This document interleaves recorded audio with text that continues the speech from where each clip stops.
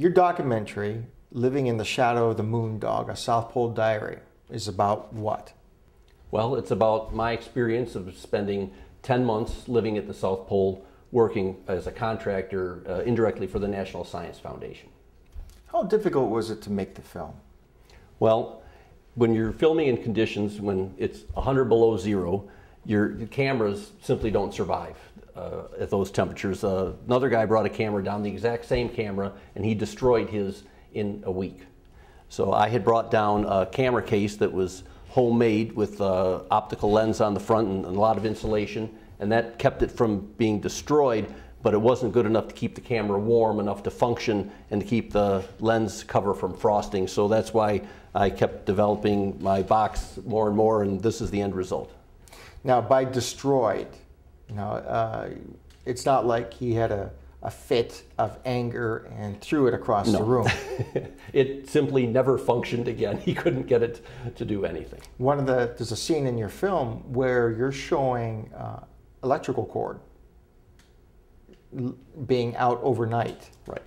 And it's all busted up. The cables the wiring is exposed. It freezes the covering. If you're using an electrical cord outside, you quickly string it to where you need it, and you know that when you're finished with it, when you move it, it's going to crack.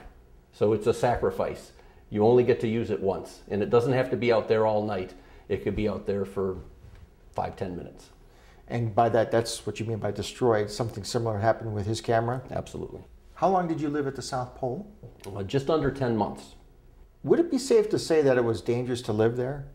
Well, you're living, not only do you have the temperature to deal with, but something that people don't realize is that you're living at about 2 miles altitude. So you're low on oxygen, and you're not thinking clearly, and the deeper it gets into the winter, the cloudier your thoughts get. And people start getting cranky and having conflicts, and there were a couple of fights that never got reported. And so there's a lot of stress and a lot of tension and a lot of insomnia from not being able to see the sun for 6 months. And you throw all these things together, and we had a tremendously high accident rate. I've seen the accident chart for the company for the different branches, and for all the branches, it only goes up to 8 per 100. And ours, there's a little note on the end that it's nearly 19 per 100 over a 6-month period. You were there during the 9/11 terrorist attacks on the United States.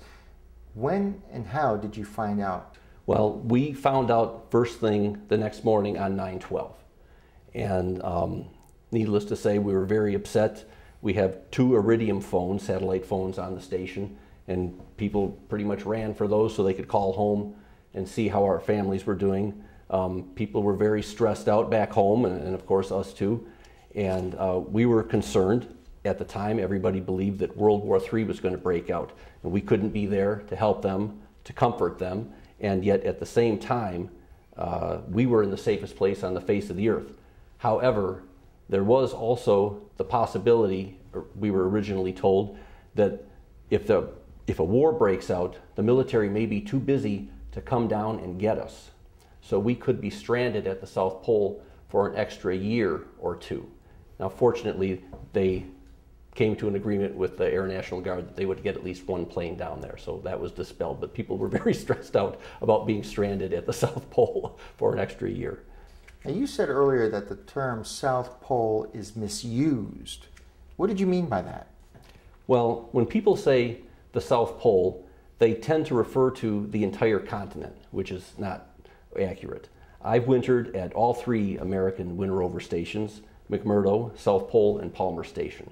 And Palmer Station, for instance, is only located 750 miles south of South America. There's only 1 full day of complete darkness in the wintertime, and there's fur seals, there's elephant seals, there's other wildlife.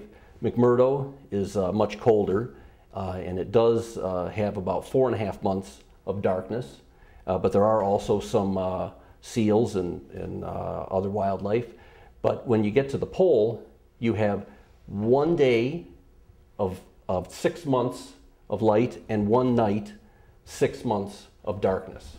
And the average everyday temperature directly at the South Pole, where they actually put the pole in the ground, is about 80 degrees below zero. With wind chills, my winter, the wind chills reached 184 below zero. Now, let's talk about the poles.